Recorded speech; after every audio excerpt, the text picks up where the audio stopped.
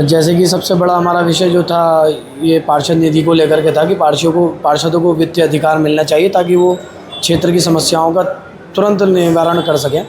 और सबसे बड़ी समस्या ये है कि जो बेलगाम भ्रष्ट अधिकारी कई सालों से अपनी यहाँ पे साख जमा कर बैठे हुए हैं। सारे सरकारी दफ्तरों में हमने देखते आए हैं कि टाइम टू टाइम ट्रांसफ़र होते हैं, लेकिन एक नगर निगम ऐसा ही है कि जहाँ पर अधिकारी जो है बिल्कुल दीमक की तरह जम के बैठ गए। दीमक का भी इलाज है, लेकिन इन अधिकारियों का ना ट्रांसफ़र होता है, ना ये इधर से उधर रोटेट होते हैं। एक तरीके से अपनी मनमानी और तानाशाही करके बैठे हैं। अगला कदम क्या रहने वाला है पार्षदों का? अगला कदम हमारा ये रहने वाला है कि हम सब लोग मिल कर के इसको लेकर के जाएंगे सरकार के बीच में, और हमारी मांगें मानी जाती हैं तो ठीक है, वरना हम इसके लिए फिर आंदोलन या कोर्ट तक जाने के लिए मजबूर हो।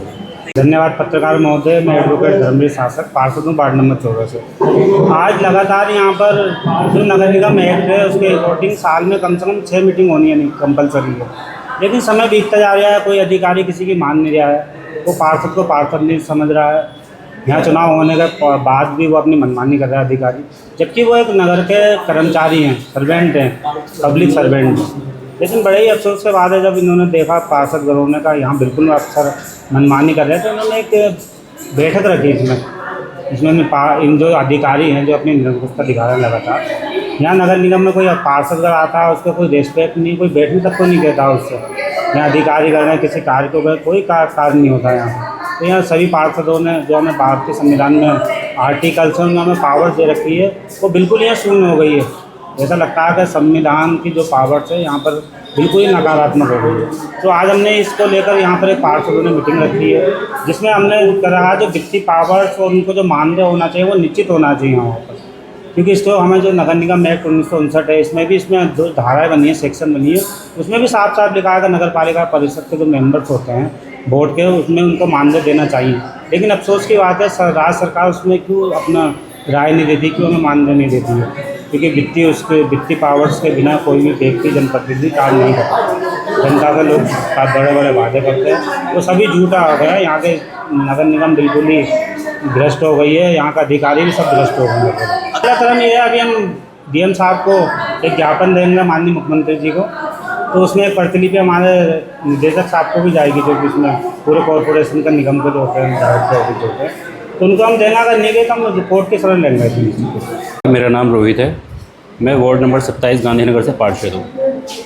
हम लोग आज यहाँ इसलिए एकजुट हुए हैं क्योंकि हमारे कोई वित्तीय अधिकार नहीं है निगम के अंदर, और हम सभी पार्षदों ने आज बैठक करके ये प्लानिंग करी है कि किस तरह से हमें अपने जो हमने जनता से वादे किए हैं उनको कैसे पूरा किया जाए। क्योंकि जनता को कोई मतलब नहीं है कि पार्षदों के कोई वित्तीय अधिकार नहीं होते, तो जनता की कामों को ध्यान में रखते हुए हमने आज एक योजना बनाई है कि यदि हमें वित्तीय अधिकारियों के लिए यदि हमें कोर्ट भी जाना पड़ेगा, हमें माननीय मुख्यमंत्री जी से भी मिलना पड़ेगा, तो हम मिलेंगे।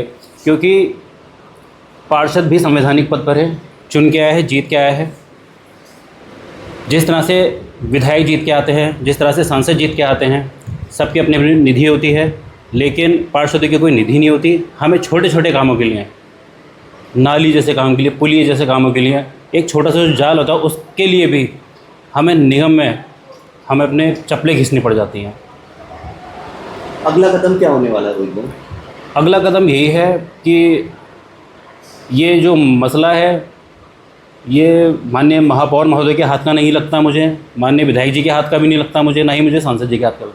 मुझे ये जो मसला लगता है ये माननीय मुख्यमंत्री जो कि हमारे इस राज्य के मुखिया हैं, यदि वो इस चीज़ को शासन से आदेश करवा दें तो खाली हल्द्वानी ही नहीं, पूरे उत्तराखंड लेवल पर सारे पार्षदों की एक निधि बन सकती है। और जो दूसरा रास्ता नज़र आता है वो हमें कोर्ट का रास्ता नज़र आता है।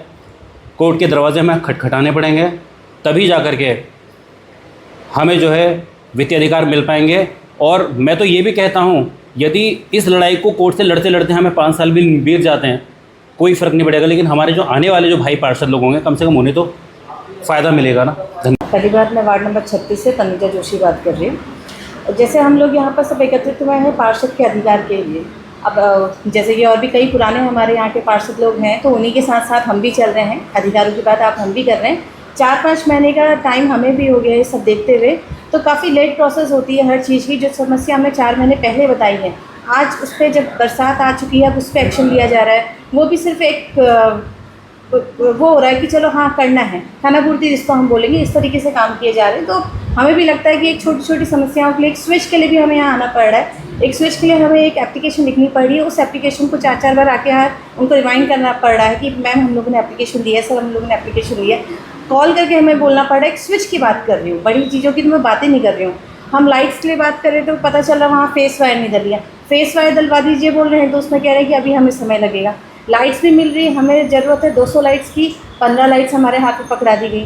अब ऐसा कि 15 लाइट्स लेके मैं अपने वार्ड में 35,000 से ऊपर की जनसंख्या है, करीबन 150 से ज़्यादा पोल हैं, उन पोलों में पर 15 लाइट्स कहाँ पर लगाऊँ? क्योंकि मैं तो सभी के लिए बराबर हूँ। अगर मैं एक इलाके में लगाती हूँ, दूसरे इलाके के लोग मुझसे कहेंगे मैम क्यों नहीं हुआ? अभी बरसातों के लिए है, मैं 4 महीनों से मैं एक गड्ढे के लिए बोलते कि सर यहाँ पर गड्ढा है, जर्मानी ऑटो स्टैंड पे कभी आप लोग आइएगा, काफ़ी बड़ा गड्ढा बना हुआ है। दमवा ढूंगा के 3 रास्ते हैं, तीनों के तीनों रास्तों में गड्ढे हैं। तो उनके लिए भी बार बार मुझे बार कहते आज वो 1 फीट का गड्ढा 7 फीट का हो चुका है। अब वहाँ आए दिन स्कूटी गिरती हैं, तो उसके लिए भी अभी तक वहाँ कार्रवाई उन जगह पे तो नहीं हुई। हाँ, बीच में 1-2 सड़कें हैं, जब एसडीएम सर आए, सब लोग आए, तो उनको जब मैंने लाइव दिखाया कि देखिए ये यहाँ की समस्याएं हैं। और देखा जाए तो दमवा ढूंगा 10 साल हो गए नगर निगम से जुड़े हुए। आप वहाँ पर कभी आके सर्वे कीजिएगा, सबसे पिछड़ा जो वार्ड में बोलूँगी आज वहाँ पर है।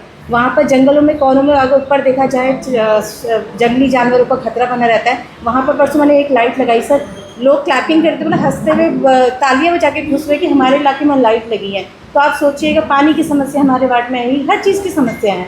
तो वही सुनते काफ़ी देर में है, जो भी काम होता है काफ़ी धीरे तरीके से होता है। तो अब वहाँ की जनप्रतिनिधि होते हुए भी मुझे लगता है कि सारी वार्ड की जो एक उम्मीदें हैं मुझसे, मैं उन पे खरी उतरूँ और मैं अपनी बात आगे तक रखूँ। मेरा नाम प्रीति आर्या, राजेंद्र नगर, वार्ड नंबर 12 से पार्षद।